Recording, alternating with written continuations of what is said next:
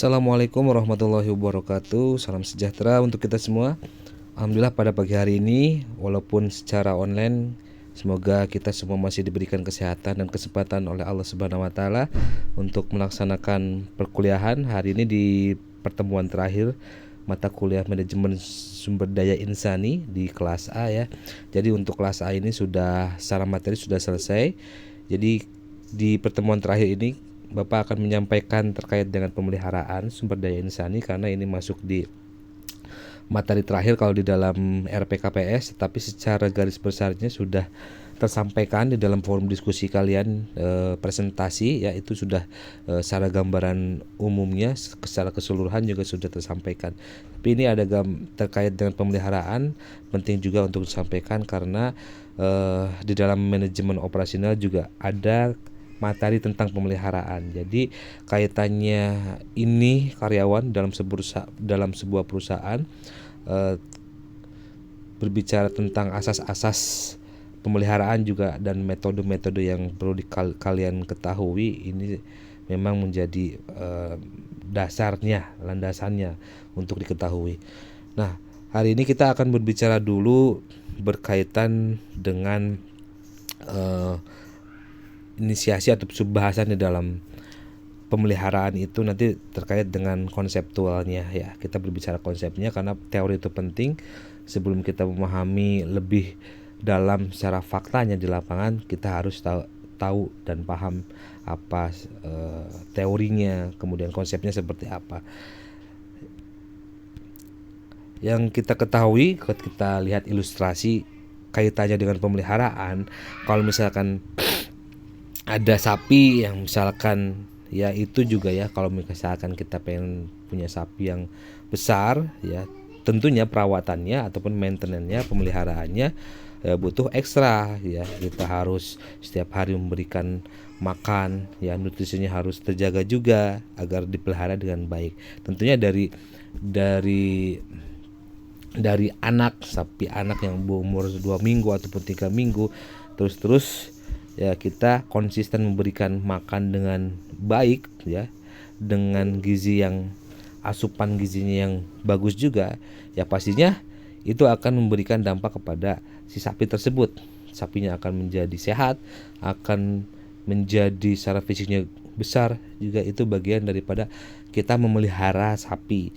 Bagaimana ketika seorang yang punya sapi tapi tidak pernah dirawat dengan baik gitu ya, tidak dipelihara dengan baik, tidak dikasih asupan gizi yang baik, tentunya ya dari sapi yang umur 3 bulan nanti kelihatan ketika sudah berapa bulan, lebih 6 bulan, 1 tahun bahkan, itu bisa terlihat sapi yang kualitas ya, baik, dilihat dari posturnya, fisiknya juga, kemudian dilihat dari lidahnya, dari giginya, itu kelihatan ya sapi yang sehat. Itu bagian ilustrasi, mengilustrasikan kita kepada memelihara hewan.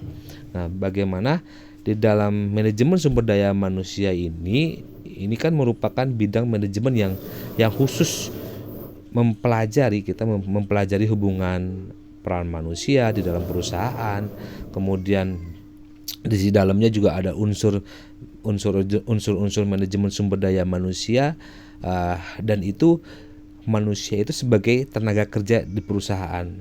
Nah, manusia mempunyai latar belakang yang berbeda-beda, kemudian manusia itu juga akan selalu berperan aktif dan dominan di dalam setiap kegiatan perusahaan. Makanya manusia ini dia sebagai perencana, manusia itu sebagai pelaku ya, dan terwujudnya sebuah perusahaan makanya harus dipelihara dengan baik ya. Makanya hubungan antara karyawan dengan pimpinannya harus harmonis gitu. Kemudian dilihat dari prolognya bahwa meningkatnya perekonomian itu dari suatu negara ataupun bangsa itu menimbulkan dampak pada pengelolaan sumber daya manusia suatu organisasi. Itu sudah menjadi dasarnya, landasannya, prinsipalnya.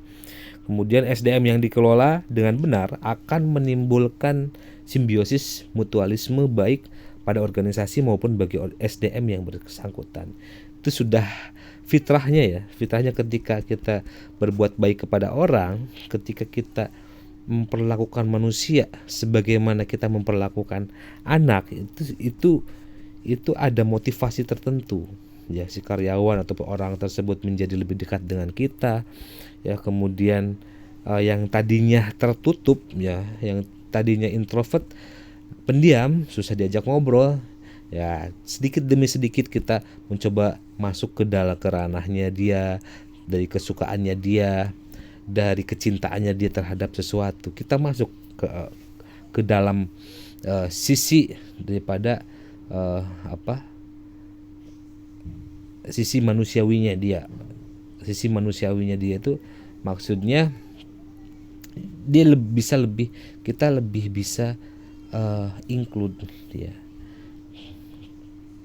tahu kesukaannya dia gitu. Kemudian kelebihan dia kita tahu, tidak sebatas kita tahu tapi kita mengenal lebih dalam orang tersebut, ya. Kemudian pemeliharaan atau maintenance karyawan itu harus mendapat perhatian yang sungguh-sungguh dari top management, ya, yang seperti diusahakan Rasulullah itu. Bagaimana Rasulullah sangat mementingkan remunerasi, ya. Remunerasi itu bisa payment, penghargaan, bentuk pujian-pujian, itu sangat penting untuk karyawan untuk meningkatkan kinerjanya, motivasinya, ataupun bahkan terhadap tugas yang diberikan manajer kepada karyawannya. Kemudian jika pemeliharaan karyawan kurang diperhatikan, itu akan menyebabkan semangat kerja, ya, kemudian sikap seorang tersebut yang kerja di perusahaan, loyalitas karyawan menurun, kesetiaannya menurun, ya, kemudian disiplin juga akan menurun, dan sebaliknya absensi dan turnovernya juga akan meningkat. Jadi tingkat dia tidak akan masuk kerja itu akan meningkat, karena kaitannya pengaruh dari pemeliharaan ataupun pengaruh dari kepemimpinan seseorang di perusahaan itu akan sangat mempengaruhi komitmen kerja, sikap, semuanya, loyalitas. Makanya perlu hubungan yang sangat dekat, dalam arti kalau kemarin sempat dibahas itu terkait dengan paternalistik. Jadi ada sistem paternalistik, model kebapak-bapakan, model pengasuhannya itu kayak keluarga, benar-benar deket banget sama keluarga, sama karyawannya. Tetapi ada sisi buruknya juga, itu kalau terlalu dekat nanti tidak ada batasan yang akhirnya biasanya kadang kurang sopan, manja karyawannya. Terus bagaimana yang idealnya, Pak? Yang idealnya adalah kita bisa terbuka, ya, kita bisa terbuka kaitannya dengan bukan hal tugas saja yang ditanyakan, tapi tapi ada batasan-batasnya juga. Kita tidak boleh, kita bisa memfilter, ya, menceritakan masalah-masalah, tapi tidak semua permasalahan kita ceritakan semua ke karyawan, tapi kita filter lagi mana yang perlu, ya, disampaikan kepada karyawan, dan ada yang penting untuk disampaikan ke karyawan. Itu kita harus bisa memfilternya, ya. Itu tugas seorang leadership, kepemimpinan memang harus bisa memberikan contoh yang baik kepada bawahannya, ya. Kemudian kita berbicara tentang pengertian, ya. Pengertian dari pemeliharaan ataupun maintenance itu adalah usaha mempertahankan, ya, stay. Jadi ada mempertahankan, ada usaha mempertahankan dan meningkatkan kondisi fisik. Pertama fisik, ya, meningkatkan kondisi fisik, meningkatkan mental, meningkatkan sikap karyawan agar mereka itu tetap loyal, setia di perusahaan. Dan bagaimana dia bisa produktif, bekerja produktif itu berarti dia akan terus melaksanakan pekerjaannya dengan baik dan selesai, itu produktif, ya. Tujuannya, outcome-nya itu adalah untuk mencapai, ya, menunjang tercapainya tujuan perusahaan. Itu pemeliharaan, ya, dari konsep ataupun pengertiannya. Nah, dilihat dari keywordnya, kata kuncinya itu terkait dengan usaha, loyal, dan produktif, ya. Ini kalau dilihat dari redaksi teori ini juga kita bisa ambil beberapa variabel terkait dengan judul, misalkan skripsi. usaha. Di situ ada variabel usaha, ada variabel loyal, dan ada variabel produktif yang ini bisa menjadi acuan ya, variabel untuk dijadikan karya tulis ilmiah atau skripsi nanti ya. Kemudian kita akan berbicara usaha ya, bahwa usaha itu merupakan kegiatan dengan mengerahkan tenaga, pikiran, atau badan untuk mencapai suatu maksud ya. Satu maksudnya itu lebih bisa ke pekerjaan ya.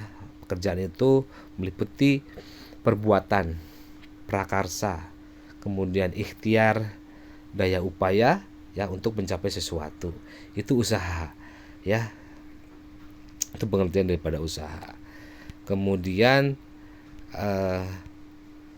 loyal itu adalah bagaimana seorang dia bisa berpegang teguh ya, berpegang teguh pada janji ya, pada pendirian.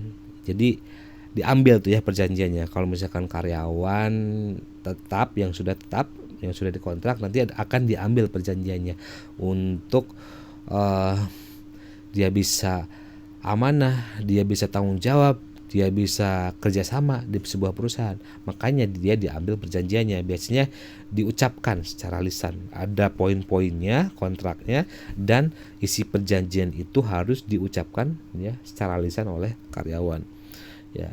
Patuh, maka dia harus patuh, dia harus taat bagaimanapun berat tugas ya yang dia emban ya, dia harus jalankan ya, dan tetap dia harus laksanakan. Itu pengertian daripada loyal, setia. Makanya ketika lingkungan kerja, budaya, organisasi itu sehat, dia akan meningkatkan, itu berdampak kepada loyalitas karyawan di sebuah perusahaan. Itu sangat mempengaruhi sekali ya. Sepertinya arti kata loyal itu ya kita bisa lihat ya, kalau di dalam sepak bola itu ada Francesco Totti ya, bagaimana loyalitas dia berikan kepada sebuah perusahaan, klubnya, dia akan terus loyal, setia. Dia ketika ada klub besar menginginkan dia ya, kemudian dengan biaya transfer yang besar, dia tetap loyal karena lingkungan sebuah organisasi ataupun perusahaan yang sangat mendukung kinerjanya dia. Kemudian dia akan selalu diberikan payment, artinya tidak berbentuk materi tapi non materi. Nah, itu akan berpengaruh terhadap loyalitas seseorang di sebuah perusahaan. Seperti halnya Paolo Maldini ya, kemudian Francesco Totti yang tidak pindah-pindah klub, kemudian Javier Zanetti, itu bagian daripada bentuk loyalitas seseorang di sebuah perusahaan. Ya kalau Lionel Messi ya, dia berapa tahun tuh, tapi akhirnya dia pindah ke klub Paris Saint-Germain. Itu sudah kelihatan sebenarnya loyalitasnya. Tetapi ketika dengan alasan dia pengen mengembangkan ataupun karir ataupun pengalaman yang lain, yaitu terserah si karyawannya untuk mengembangkan ataupun meningkatkan kemampuannya, itu terserah karyawannya.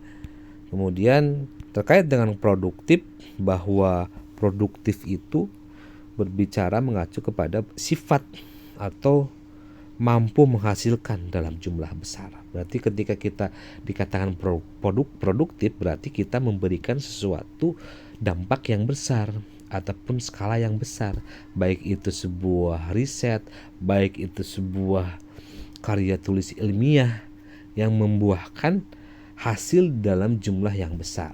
Itu bisa berbicara kuantitas.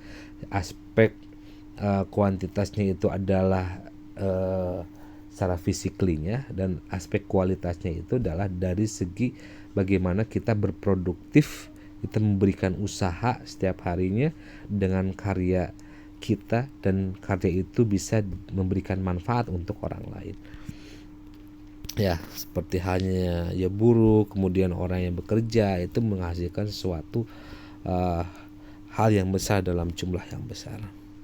Kemudian tujuan daripada pemeliharaan itu adalah untuk meningkatkan produktivitas kerja. Jadi kalau pemeliharaan karyawan itu dilakukan ya dengan tujuan baik ya demi kepentingan perusahaan maupun karyawan. Jadi tidak di sisi kepentingan sendiri, tapi kepentingan perusahaan dan maupun para karyawannya.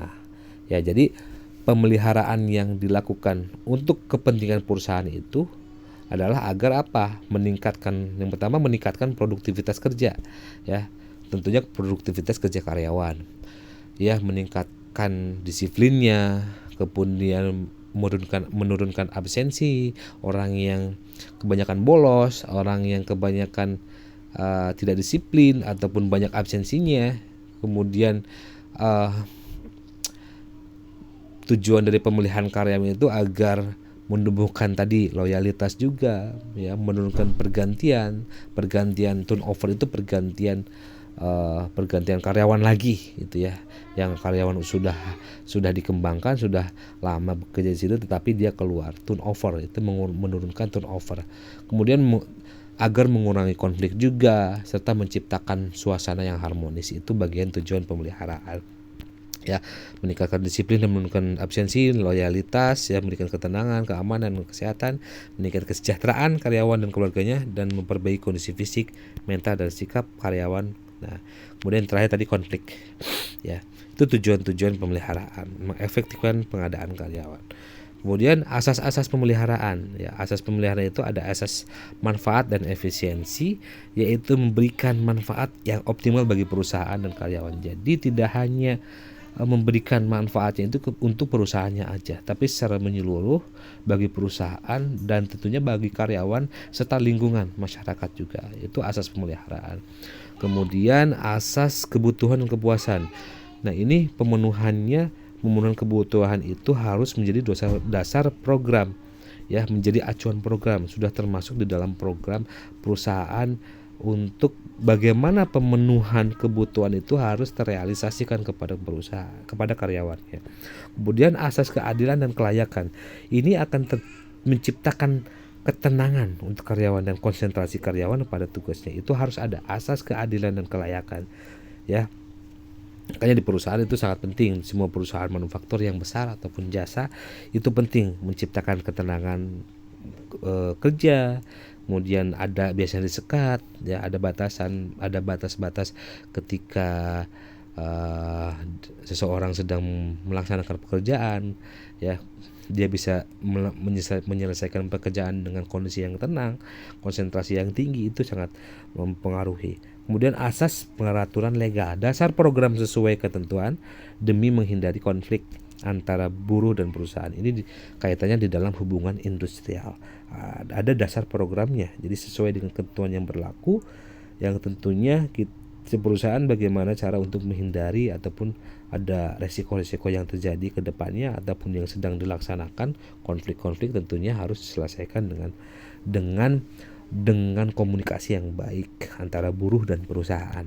Kemudian asas kemampuan perusahaan dasar program untuk menghindari kerugian besar. Jadi ada forecasting, ada peramalan dari top management terkaitannya di dalam perusahaan tentunya punya dasar programnya. Jadi bagaimana untuk menghindari kerugian, perusahaan bisa merencanakan, kemudian bisa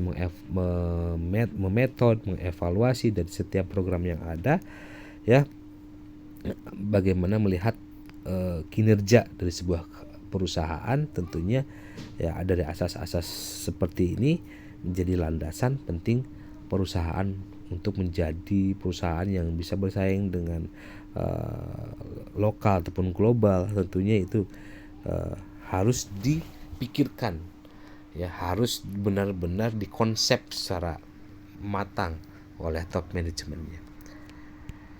Kemudian kita akan berbicara tentang metode pemeliharaan.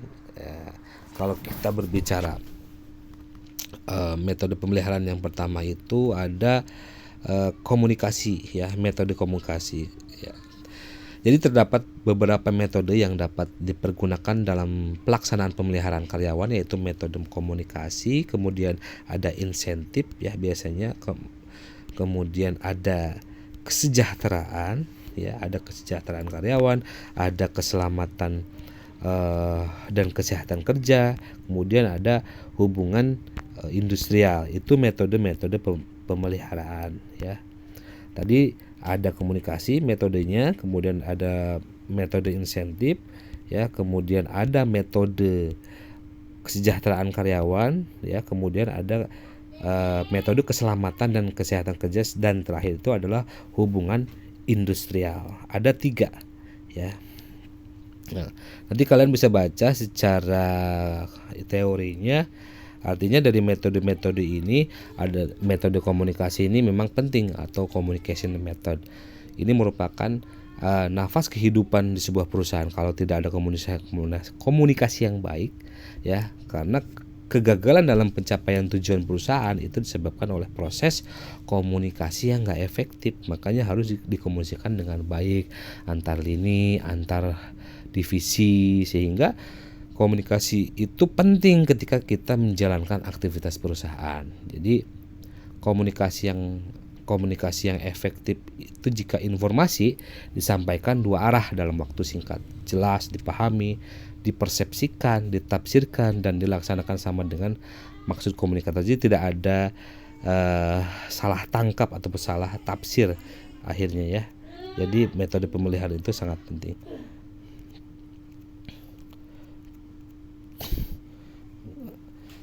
Ya,